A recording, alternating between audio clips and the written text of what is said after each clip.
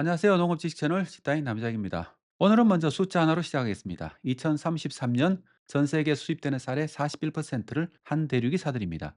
연간 2,600만 톤, 금액으로는 수십조 원이죠. 그 대륙은 아프리카입니다. 지금 이 순간에도 아프리카에서는 약 2억 8천만 명이 영양실조 상태에 놓여 있습니다. 한편 한국은 쌀이 남아도입니다. 1인당 쌀 소비량은 1990년대 절반 수준으로 줄어들었고요. 정부는 매년 쌀 소비를 늘리기 위한 대책을 고민하고 있습니다. 살이 남는 나라, 살이 부족한 대륙, 이 단순한 대비 속에 양쪽이 함께 성장할 수 있는 상당한 기회가 숨어 있습니다. 오늘은 아프리카 살연구의 심장부, 국제기구 아프리카 라이스에서 이사로 활동하고 계신 권태균 박사님을 모시고 이 이야기를 깊이 파헤쳐 보겠습니다. 권 이사님 와주셔서 감사드리고요. 먼저 시청자분들에게 인사 좀 부탁드립니다. 예, 반갑습니다. 저는 아프리카 벼연구소 아프리카 라이스 센터의 이사를 맡고 있는 권태균입니다. 반갑습니다. 한국에서 아프리카 하면 여전히 이제 내전이라든가 굶주림, 뭐 사막 같은 이런 이미지가 먼저 떠오르거든요. 근데 뭐 숫자로 보면은 사실 아프리카는 전혀 다른 대륙이잖아요. 가능성이 굉장히 큰 대륙이잖아요. 그죠? 그렇죠. 첫 번째 질문은 이렇게 좀 시작하면 어떨까 싶은데 이사님 아프리카 라이스에 이사를 하고 계시다 그랬잖아요. 근데 우리가 뉴스로 접하는 아프리카 뉴스는 대개로 뭐 식량 위기라든가 뭐 이런 게 대부분이거든요. 근데 네네. 아프리카 뭐 자주 네, 방문하실 맞습니다. 테니까 현장에서 직접 체감하는 것하고 아니면 우리가 뉴스에 보는 것, 한국인들이 생각하는 것 사이에는 어느 정도의 뭐 차이가 있다고 생각하십니까?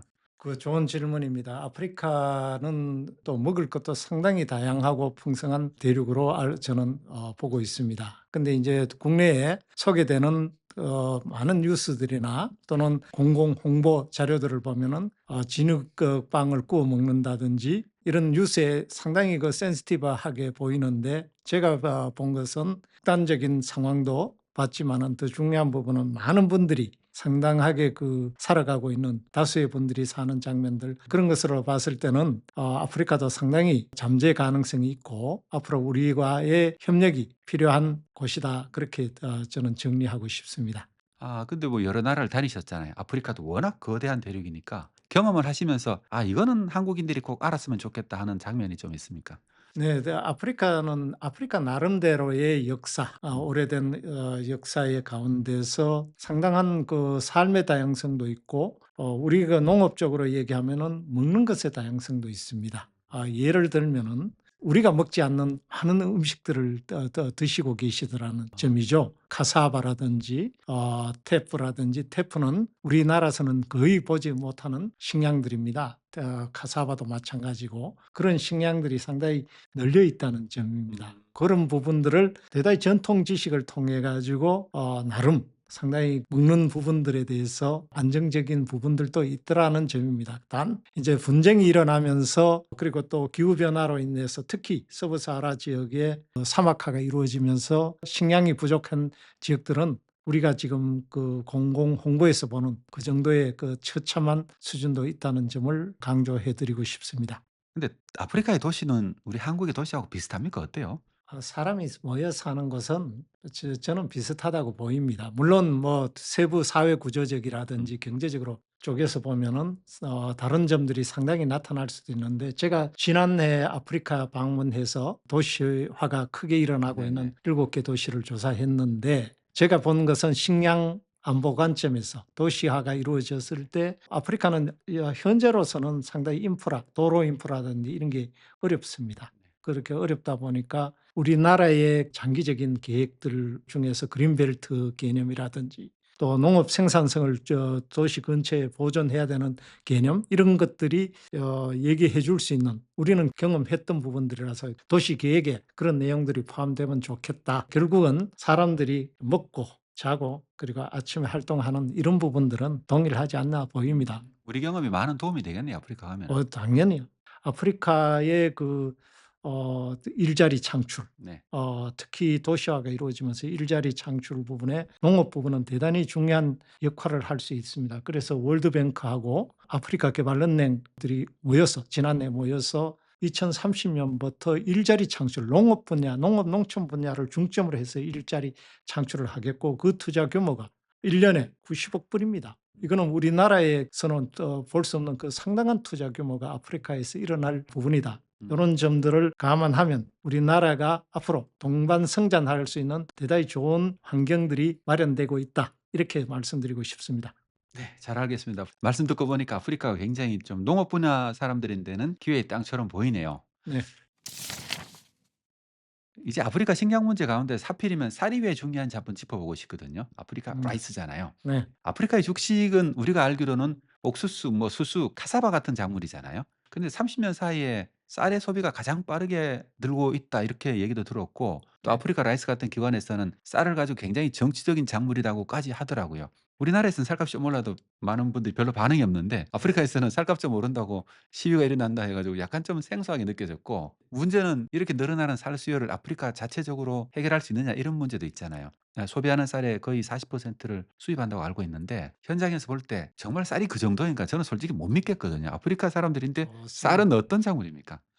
첫 번째 질문에 아프리카 사람들이 왜 쌀을 먹는가 하는 부분인데 아프리카 사람들은 이미 3,500년 동안 벼를 재배 생산해서 소비해 왔던 부분입니다. 근데 이제 벼를 재배 생산하는 부분에 있어서 종이 오라이자 글라베리마라고 이렇게 길쭉합니다. 상당히 길다 보니까 종이 다르다 예, 그러더라고요. 종이 다릅니다. 네. 그 우리나라는 그걸 연구한 분이 충남대 한 교수님이 오랫동안 좀 연구를 했고 우리나라에서는 알려지지 않는 품종인데 이 굵쭉하다 보니까 정미를 과정을 거치면은 이게 또 다 이게 단절됩니다. 이거 아 길다 보니까. 예, 길다 보니까 단절되니까 바람이 훅 날아가 버려요. 네. 그래서 아프리카 갔다 오시는 분들이 에이, 아프리카는 쌀 먹는 나라가 아니에요. 그래요. 왜 그러냐 하면은 전부 다 절단된 쌀 맛이 없습니다. 근데 그 쌀을 이 주로 먹는 쌀이다라고 일반적으로 알려져 있어요. 근데 가 가지고 최근에 아프리카 벼 연구소가 품종 개량을 통해 가지고 한 네. 560 품종을 지금까지 품종 개량을 해 놨습니다. 상당히 아프리카 분들인데 입맛에 맞는 음음. 벼 품종을 생산했다는 게 첫 번째고 두 번째는 도시화가 되다 보니까 카사바나 옥수수를 요리해 먹는 것보다는 이 쌀밥을 해 먹는 게 도시화에서는 더 적합하지 않겠냐. 그러다 보니까 1 인당 1 년에 140kg까지 소비를 하는 나라들이 있어요. 그러니까 140kg 예, 같으면은 우리가 옛날에 우리 1970 년대 70 년도에 보이던 현상입니다. 근데 아 인제 이렇게 하다 보니까 쌀 소비량이 늘어나는 것만큼 생산량이 따라가 주지를 못하고 있어요. 왜? 그렇죠. 왜 그러냐 하면은 거기는 비료가 그렇게 충분한 것도 아니고 농약이 충분한 것도 아니고 하다 보니까 상당히 아프리카 벼 연구소가 해야 될 일이 많은 상황이죠. 지금 벼 재배 생산을 할 수 있는 면적을 늘리기 시작하면 한 1억 헥타르까지도 늘어날 수 있다는 보고도 있습니다. 우리는 논뼈 쪽에 네네. 관심이 있는데 아프리카는 거기 전형적으로 그 밭뼈도 상당히 음음. 많이 재배 생산하고 있다는 점. 그러다 보니까 생산성이 우리보다 아시아보다는 확실히 뚝 떨어집니다. 한 많이 떨어지겠네요. 현재 평균 한 최근 통계를 보니까 헥타르당 한 2.4톤, 음 2.4톤인데 그 농약이나 비료를 충분히 주지 않는 조건에서 2.4톤이에요. 근데 품종도 많이 있고 최근 들어서 비료 공장들이 세워지고 있어요. 아. 질소 비료 공장들. 그렇게 되면은 아프리카도 쌀 생산성을 상당히 획기적으로 증대하는데 저 중요 통계가 뭐냐 하면 아프리카 쌀 별로 먹지 않느냐 하는데 전체 그 식량 중에서 한 현재로는 한 10% 조금 넘습니다. 성장 가능성이 무한하다는 얘기네요. 그래도 아프리카가 인제 그 뭐 밀렛이든 이런 수수나 기장 같은 작물이 많이 재배되는 건 그 지역이 건조지대가 많다 보니까 그런 거잖아요. 쌀 재배하기가 쉽지 않을 텐데. 중요한 말씀하셨습니다. 대다수는 관계수는 확보가 쉽지는 않아요. 그러다 보니까 우리 강가에 관계수만 개선해줘도 생산성이 상당히 올라가는데 단 우리하고 토양도 다르고 우리 5대2 사업으로 벼 생산성 증진 사업을 들어갔을 때 사실은 역사적으로 이미 1980년부터 우리나라 전문가가 아프리카에 가서 벼 음. 품종도 개량하고 그 재배 방법도 함께 했습니다. 근데 그동안은 아마 경제 성장하고 맞물려 있었지 않냐 하는 음. 생각도 합니다. 그러다 보니까 쌀 재배 소비량이 잘 안 보였는데 최근 10여 년 이상부터는 상당히 쌀 소비량이 급증하고 있다는 점 그거는 분명한 것 같습니다. 말씀을 듣다 보니까 지난 한 십수년 동안에 헥타르당 재배 면적은 계속 넓어졌지만 헥타르당 수량은 아마 크게 늘어나진 않는 것 같고 그러니까 면적은 늘어나는데 생산성은 정체된 구조가 아닌가. 저는 이런 상황이 또 어떻게 보면 우리인데 또 기회의 요인이지 않을까 그런 생각도 또 예, 예, 드네요. 맞습니다. 네. 벼는 아프리카에서는 정치적 작물이라고 했는데 실질적으로 이게 쌀 작업에 대한 열망 모든 정부, 아프리카 정부가의 열망이 있어요. 열망이 있고 정책적으로 이미 선언이 됐어요. 지난해 음. 25년에 아프리카 정상들이 모여서 캄팔라 선언을 했습니다. 그때 2035년까지 쌀 작업을 달성한다. 그렇게 음. 하고 특정한 나라들은 수십억 불 투자 계획까지 발표했어요. 음. 재정적으로 우선순위에 들어갔다는 얘기입니다. 아프리카 라이스는 제가 찾아보니까 1971년도에 설립됐다고 하더라고요. 아프리카 쌀을 전문적으로 연구하는 기관으로 알고 있는데 아마 또 여러 수십 개국이 여기에 참여하고 있고 제가 보니까 또 CGIAR 시스템에서 뭐 신품 정정자 같은 것도 개발한다고 하더라고요. 네. 그러니까 쌀 가치사슬 전반을 다루고 있다고 하는데 먼저 이사로 계시니까 이 아프리카 라이스라는 기관이 어떤 기관인지 이 기관에 대해서 좀 소개 좀 해 주시면 어떨까요? 감사합니다. 아프리카 라이스 센터라고 합니다. 아프리카 라이스 센터는 원래 말씀하셨다시피 71년도 한 50년도 넘었죠. 그게 만들어질 때 웨스트 아프리카의 20여 개국 이상이 멤버로 돈을 내 가지고 만든 기관입니다. 아. 돈을 내 가지고 세네갈 뭐 이런 나라들요? 네. 출자해 가지고 벼 연구가 필요하다. 현장 도전을 해결하는 과학 기술을 찾아내는 그런 기관이었습니다. 저도 이사를 맡으면서 공부를 했는데 아프리카 30여 개국의 벼 연구에 허브인 거는 분명하더라고요. 이미 아프리카 국가 중에서 우리 이 아프리카 벼 연구소하고 협력을 통해 가지고 이미 쌀 작업률 달성한 나라들도 있습니다. 선도 국가들이 생기고 그 선도 국가들이 또 주변 국가들과의 협력을 통해서 벼 재배 생산 기술력을 넓혀가는데 아프리카 벼 연구소는 그런 아프리카의 그 식량 작업과 관련된 과학 기술 혁신을 중추적으로 하는 기관이고 최근 제가 한 예만 하나만 더 드려드리면 이미 AI 기반의 라이스 어드바이저 재배 기술을 하는 AI 기반의 한 6만 헥터 농가에다가 그걸 공급해 가지고 소득이 한 30%까지 증대된 그럼 우리나라도 잘하고 있지 않는 것 같은데 그거는? 어 우리나라하고는 비교 안 하는 게 좋을 것 같습니다. 왜냐하면 우리나라는 우리나라대로 네네네. 잘하는 부분이 있는데 맞습니다. 근데 이제 회원국이 한 40 개국이 넘는다 그러잖아요. 한 30여 개국에 네. 그런데 그 이사할 사람이 많을 텐데 왜 한국인이 거기 가서 이사하세요? 사실 제가 영국 가서 벼 연구하는 벼의 그 특히 벼의 스트레스가 있습니다. 교수님인데 가서 벼의 스트레스는 뭔지 공부도 하고 미국에 제가 또 가서 그 네. 환경 스트레스를 극복하는 연구를 미국 농무성에 돈을 받아가서 연구하고 또 농촌진흥청 국립농업과학원에서 연구를 하다 보니까 이런 연구 영역에서 그분들이 필요한 것 같더라고요. 그래서 그분들이 저보고 "이사를 좀 맡아줄 수 있겠냐." 네.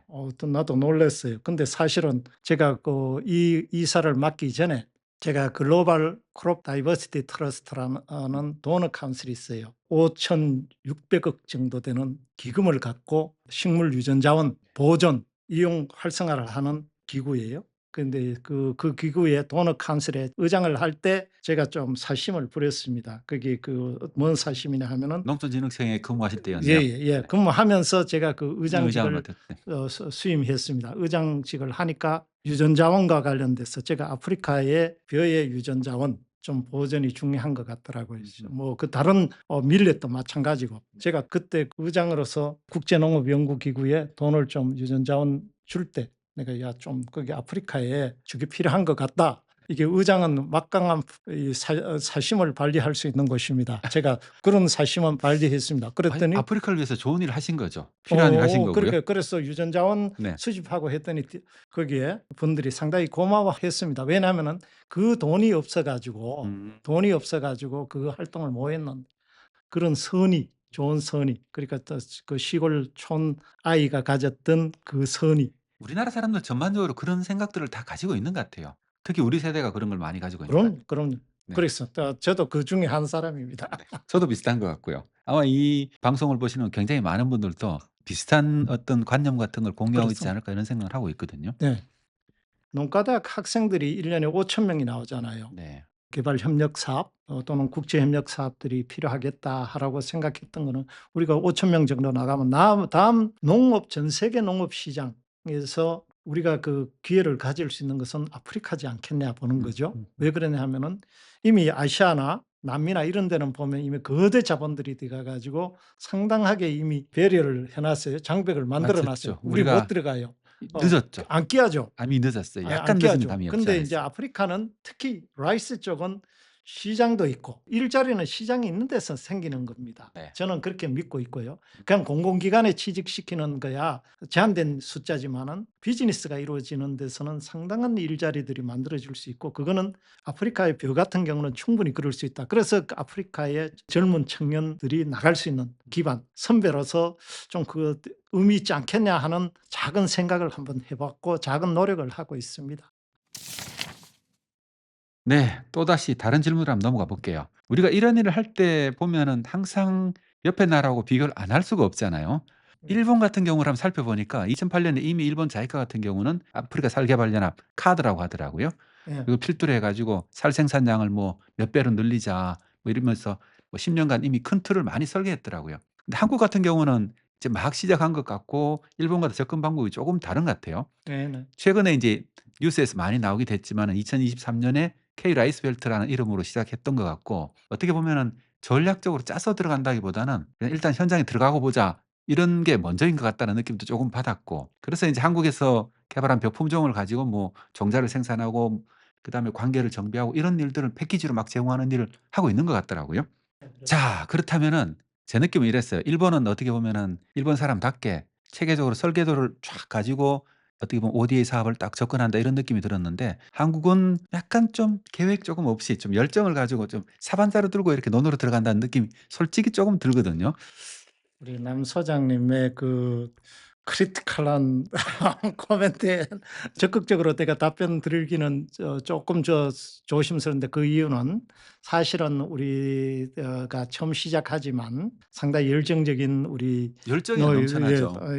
분이 많아요. 네. 그 일본 그 카드 얘기하셨는데 제가 이번에 방문해서 카드의 코디네이터를 만났어요. 네. 근데 기본적으로 거기 일본의 해외 진출 전략은 시간도 오래됐지만은 역사도 상당히 오래됐고 투자 규모도 상당히 알차게 들어가는 부분들은 있는 건 사실입니다. 왜냐하면 최근에 뭐 브라질의 대통령도 방문했습니다마는 네네. 브라질이 콩 수출 1 위국이 됐지 않습니까? 그렇죠. 그 뒤이면에는 일본의 그 국제협력 사업이 있었던 겁니다. 1970 년대부터 시작된. 예예. 그러니까 보고서를 보니까 내가 정확한 수치는 기억이 안 나는데 브라질이 콩 수출 1 위국이 됨으로 인해서 일본 국민들이 누릴 수 있는 게 네. 1,500억 그 한 1,500억 정도의 정도 된다.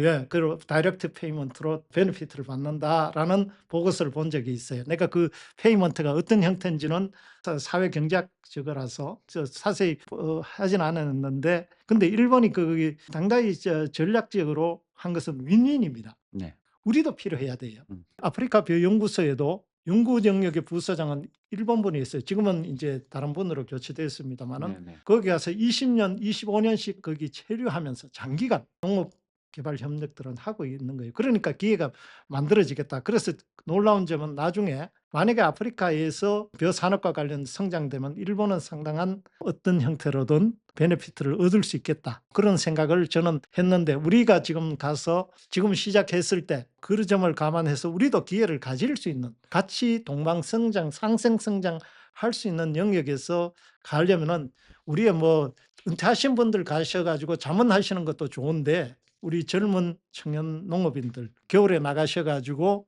경험을 몇 해 동안 쌓으면은 일단 전문가의 네트워크 아프리카에서 보면은 저는 아프리카에 벼 연구하시는 분들이 엄청 스마트하시더라고요. 저보다 다 똑똑하더라고요. 조금 전에 말씀하신 것 중에 제가 인제 인상 깊게 들은 건 뭐냐면은 최근에 대통령께서도 말씀하셨더라고요. 국민 세금으로 쓰니까 약간 서로 상생할 수 있도록 윈윈할 수 있도록 전략적으로 접근하는 게 맞다는 취지잖아요.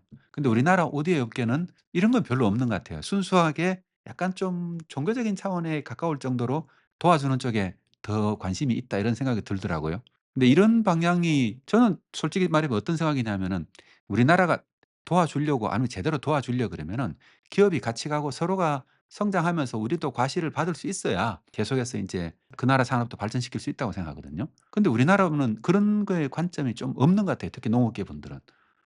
모르겠어요. 없는 건지 모르는 건지는 모르지만 어쨌든 저는 농업계에서는 어쨌든 돌연변이 최고 제 개인적으로 보면은 아쉬움이 그런 부분들이 있죠.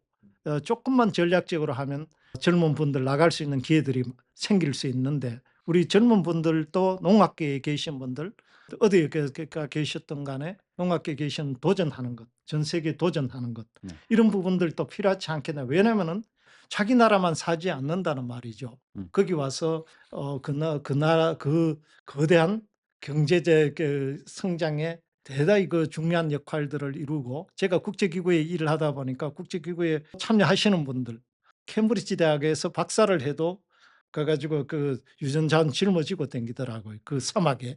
뭐 그런 정도의 한 사람들이 결국은 인류의 미래를 개척하시는 분이 아닌가 싶습니다. 그런 관점에서 우리 젊은 분들도 좀 더 관심 가졌으면 좋겠다. 특히 아프리카에 관심 가져주면 좋겠다. 그렇게 음. 생각합니다. 그 질문에 이어 가지고 계속 좀 들어가 보겠는데요. 좀 아픈 질문일 수 있는데 이런 질문들 많이 하잖아요. "우리 세금으로 왜 아프리카의 쌀 농사를 도와줘야 되느냐." 이렇게 생각하시는 국민들도 많이 계실 거잖아요. 이런 분들이 있는 데는 어떻게 좀 대답을 하시겠어요? 제가 그게 국회에 나가서 이 아프리카 벼 사업이 왜 필요한지를 설명했던 적이 이게 있었는데, 저도 농촌에서 태어나고 농업고등학교를 나오고 음. 농가대학을 음. 졸업하고 아프리카 사업을 시작하면서 그 농촌진흥청에서 30년 근무하면서 또 이 생각을 가졌던 이는 아프리카에서 왜 해야 되는가. 우리는 글로벌 마켓, 농산물의 글로벌 마켓에 대한 생각을 좀 넓혀 나가야 된다. 왜냐하면 대한민국의 농생명 산업은 전 세계 농생명 산업의 1%도 안 됩니다. 네. 이렇게 개발 협력을 할 수 있는 기회에 이 99% 시장에서 우리가 1%, 전 세계 1%도 안 되는 걸 2%, 3%로 늘려갈 때 우리 경제력은 이미 10위권에 들어갔다고 하잖아요. 네. 10위권에 들어간 나라, 이렇게 여유가 있을 때 우리 농생명 산업도 전 세계 산업에서 2%, 3% 이렇게 넓혀 나갈 수 있는 그 기회를 만들어야 된다 생각하는 게 첫 번째고, 두 번째는 우리가 잘할 수 있어요. 아프리카의 그 라이스 쪽은. 왜 그러냐면 우리가 이미 라이스 쪽에 이미 대단히 벼 쪽에는 강점을 갖고 있잖아요. 이게 그 벼를 연구 개발하고 하면은 잉여 쌀이 남아도 오니까 왜 그 연구를 하냐고 얘기를 하시더라고요. 그러면은 국내에서는 연구 안 하더라도 해외에 나가서 연구를 개발을 해 가지고 이것을 기회로 만들어내는 노력이 필요하지 않겠냐. 제가 그 개인적으로는 그런 얘기를 했어요. 그다음에 인제 좀 놀라운 데이터를 하나 봤는데 2030년 경쯤 되면은 아프리카 쌀 시장이 거의 30조 원 가까이 된다고 그러고 있더라고요. 이 정도쯤 된다 그러면은 한국 기업이 진출할 수 있는 굉장히 현실적인 기회라고 생각을 하고 있거든요. Of course. 이사님께서는 어떻게 기회 같은 걸 좀 발견하셨어요? Of course. 예. 지금 그 아프리카는 우리가 생각하는 그런 기술 수준 갖고는 안 됩니다. 왜 그러냐면은 아프리카는 대단히 이노베이티브 어프로치를 지금 대단히 수용적으로 받아들여요. 월드뱅크가 아까 얘기를 드렸지 않습니까? 아프리카 네네. 개발은행하고 투자를 2030년부터 연 9 빌리언 달러 투자하는데 그중에 핵심이 농업이에요. 농업에 대한 투자예요. 우리가 일을 잘하면은 그 기회에 동승할 수가 있어요. 음. 그래서 2030년 그것은 쌀 분야도 포함이 되어 있습니다. 쌀 분야도 이미 상당히 거기 다른 분야와 식량의 주요 식량계로 부상되면서 거기 투자를 하는데, 2030년 전에 우리가 해야 될 것은 뭐냐 하면 대단히 혁신 기술 기반으로 협력이 이루어져야 됩니다.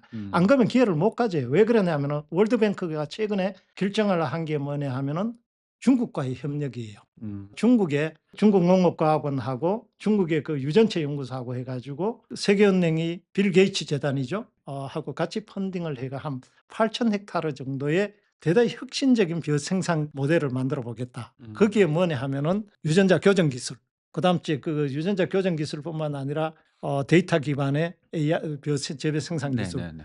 지금 우리 품종 을 개발하신 우리 그 강경호 박사나 엄청 거기 노력을 많이 해서 우리가 지금까지는 성과가 상당히 좋게 나와 있어요. 지난해 말까지 59 품종을 등록했어요. 이거는 믿기 어려운 성과예요.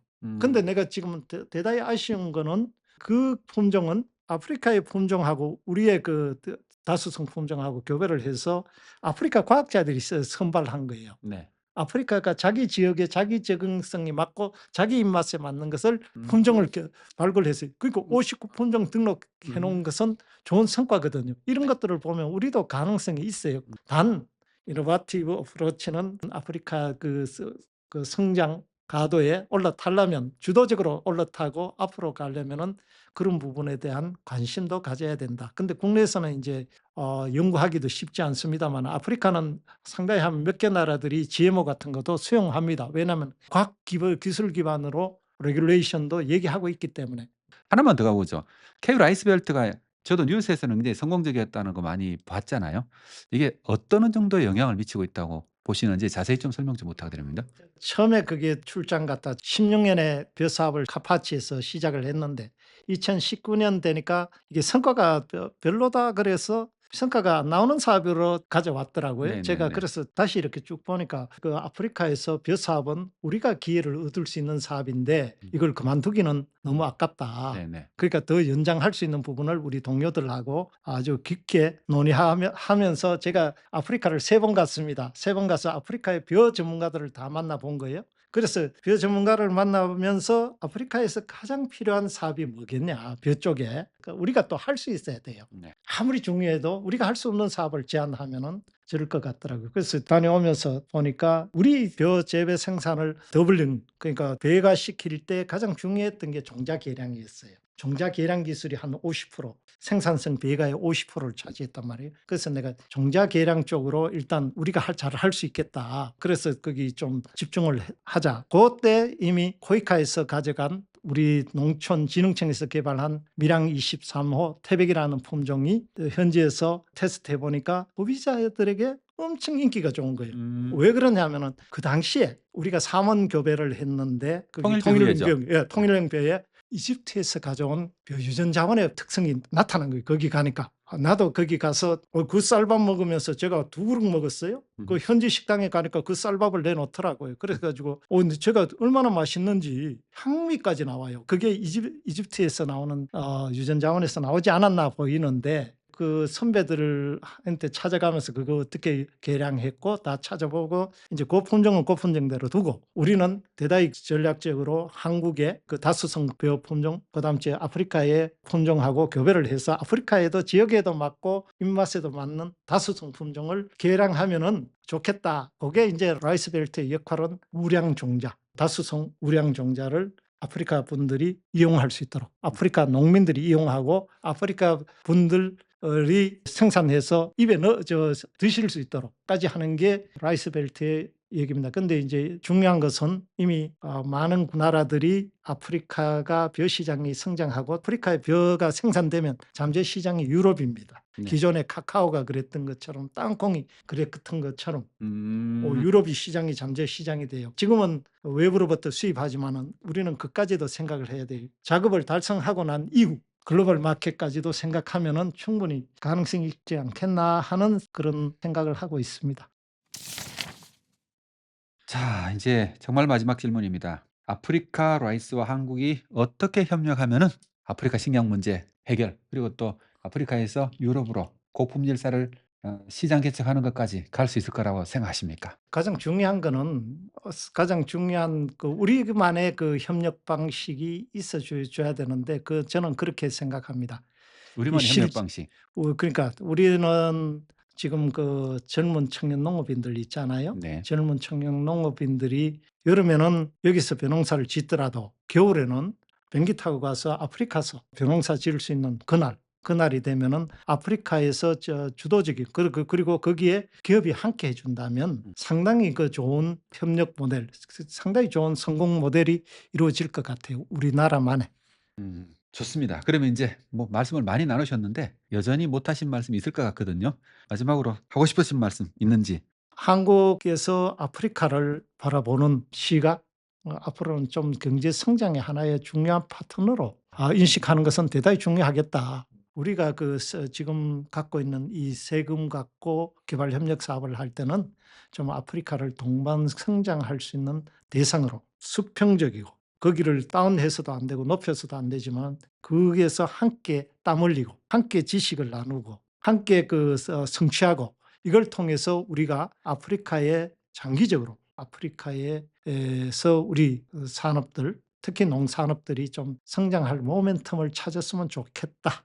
저는 개인적으로는 그냥 거기에 좋은 친구들이 있어서 갑니다. 또 제가 갖고 있는 지식 조금이라도 나눌 수 있으니 아주 행복합니다. 감사합니다. 얘기 잘 들었습니다. 오늘 이야기를 세 줄로 정리하면은 첫째는 아프리카는 더 이상 일방적인 원조의 대상이 아니다. 함께 성장해야 할 파트너이고 또 젊고 빠르게 성장하는 식량 불안이 굉장히 큰 대륙, 수요가 굉장히 큰 대륙이다 이렇게 볼 수 있겠고요. 둘째는 한국 쌀 분야에서 원조받던 나라에서 어떻게 보면은 기술을 전수하는 나라로 저 나라는 독특한 경험을 가지고 있잖아요. 이런 걸 또 우리 경험을 잘 나눠줄 수 있는 국가고 이걸 통해서 또 함께 성장할 수 있고 우리의 농업도 새롭게 바꿔나갈 수 있는 기회가 되지 않을까 싶기도 하고요. 그리고 마지막으로 또 K 라이스 벨트라는 게 어떤 이 경험을 아프리카 대륙하고 나누는 어떤 첫 실험이잖아요. 그죠? 그리고 2년 만에 수량이 67%나 올라갔다는 얘기를 듣고는 굉장히 저도 놀랐는데 어쩌면 이게 시작일 뿐이다 이런 생각도 들었습니다. 어쨌든 대한민국 쌀이 아프리카에 뿌리를 내리고 또 자라나 가지고 아프리카의 미래이자 또 대한민국의 미래가 되면 어떨까 이런 생각이 들었습니다. 지금까지 농업직 시천을 지타했습니다. 시청해 주셔서 고맙습니다. 감사합니다.